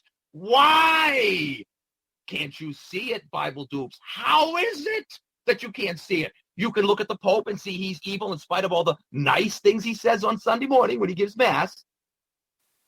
Why can't you apply that same standard of critical analysis to the great Yah, beast in the sky? Why can't you do it when he exhibits the same phony, hypocritical, contradictory nonsense? Snap out of it! Anyway. You want to be a real moral person instead of a hypocrite? You want to be loving to all people? All people, even the ones who reject your wonderful God, who, as it turns out upon close inspection, are much more moral than you are as a Yahweh worshiper. You want to be a true, compassionate humanitarian and part ways with that demon in the sky once and for all. 1 Kings 22:23 says, this is speaking about Yahweh, the great liar again. So now the Lord has put a deceiving spirit in the mouths of all these prophets of yours. The Lord has decreed disaster for you. So not only, again, do we see that Yahweh is a liar, puts lying spirits in the mouths of these prophets, right? But he has decreed disaster. The Bible dupe would say, well, those people were evil, so they deserve disaster. Oh, no. Wait a minute. You're telling me that God loves the sinner as much as the saint, right? But yet somehow he can love the sinner, but yet seek their disaster? And then you turn around and say, well, God gives them freedom of choice. Well, that's not freedom of choice if the moment he disobeys them, he's going to zap them here in this life. What about hell in the future?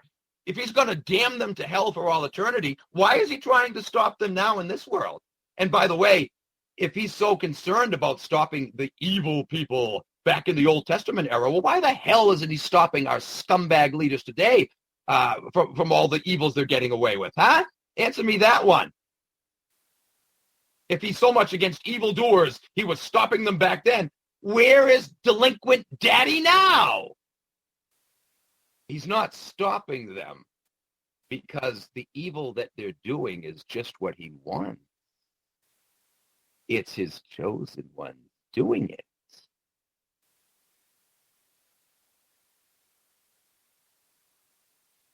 Oh, yes, folks. Truth is stranger than fiction. You can't make this stuff up. Look how our world works. Look how the majority of people think in this world. Look how, like blind sheep, ready to follow the herd right off the edge of the cliff. Look how mindless they are.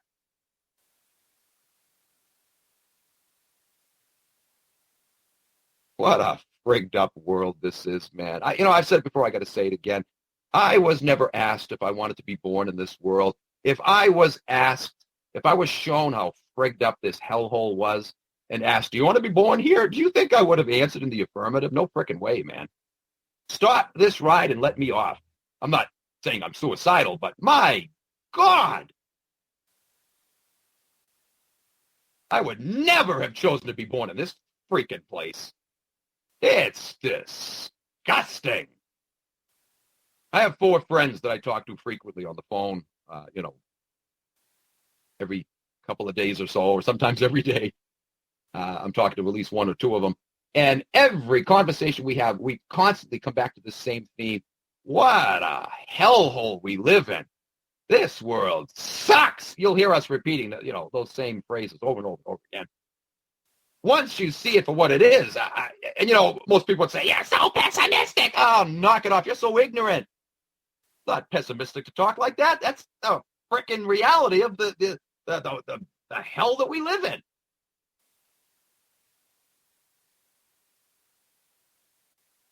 Satan is also said in the New Testament to be the master of disguises. I made reference to this before. 2 Corinthians 11:14, Paul says, Satan himself masquerades as an angel of light.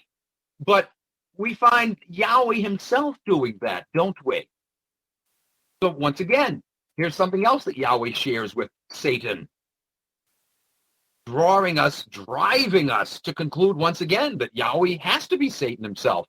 All the things that are said of Satan, Yahweh does, folks.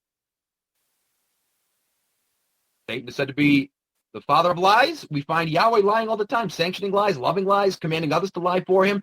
Satan is said to be a murderer. We find Yahweh loving murders, telling people to murder for him, even little babies. Satan is called a dragon. Dragon attributes are applied to Yahweh all over the place. We've already seen several passages that do that. Do you see how you can't get around it? Yahweh is the devil himself. He's Satan, ladies and gentlemen. He's the enemy. He is. Absolutely is. For those of you that actually are atheists and don't believe in the spiritual realm, really doesn't matter. Okay, you don't believe that there is this force called Yahweh. Whatever, it doesn't matter. They believe it. They believe it. And when they get together at the little Bohemian Grove devil fests, they're worshiping this thing, okay? They believe it. Doesn't matter if it's real or not. That's how they conduct themselves. And so you need to pay attention to this deity that they're worshiping and look at the psychology of this monstrosity so you can understand where they're coming from and why they do the things they do. They believe they're carrying out the wishes of their deity, folks, whether you believe in that thing or not. And I honestly do, folks. I think it's real. It's just my opinion, but my opinion is based on a lot of evidence, personal stuff, as well as, what I see outside my world going on in the grand scheme of things and what's gone on over the centuries, the millennia, in fact. I'm convinced that demon bastard is real. And in a sense, just like so many frickin' Hollywood movies have implied, or not just Hollywood movies, but novels over the years, that this world is really just a stage, like Shakespeare said, right? Mr. Francis Bacon himself, the real author of the Shakespearean plays, he should have known, right? All the world's a stage, yes. Yahweh appears to be the ultimate stage master, the orchestrator, and we're just caught up in this nightmarish frickin' drama that there's no escaping from, at least not as long as we live in this hellhole of a world. That's what it looks like to me. And that's why consistently for thousands of years, these demonic bastards of his have gotten away with the crap that they've been pulling. It's not just human intellect behind this all, folks. I'm telling you, it's supernatural. And if, like me, you've had enough crazy things happen in your life where every, the old Murphy's Law, they should really call that the Bergstein Law. But anyway, the law that says, anything that can go wrong will go wrong. I just can't write it off as chance. I really can't.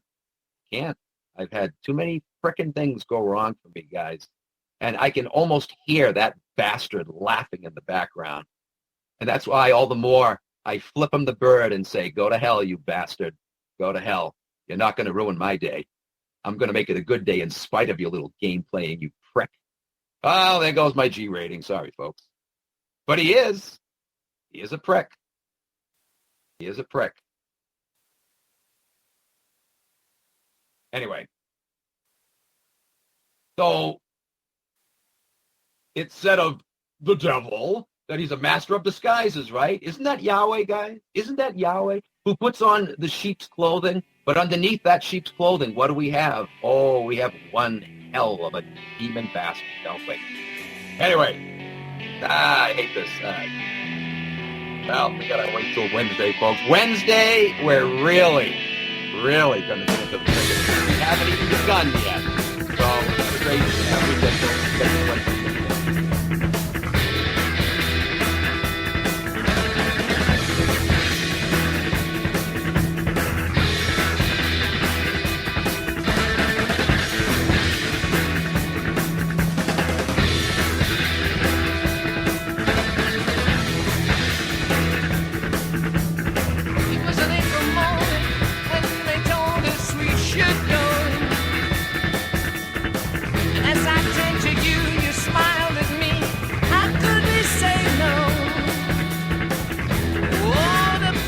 I've always believed that Britain is a country of migrants. I'm Jewish. Some of my family came in the late 19th century. I'm Sephardi on my mother's side. The Liberal Democrats will always stand up for a Britain that is open, tolerant and diverse. And in that spirit, I very much welcome the Jewish European Election Manifesto, calling for a strengthening of EU hate crime legislation. As a party, we wholeheartedly value the relationship we have with the Jewish community, both in Britain and internationally.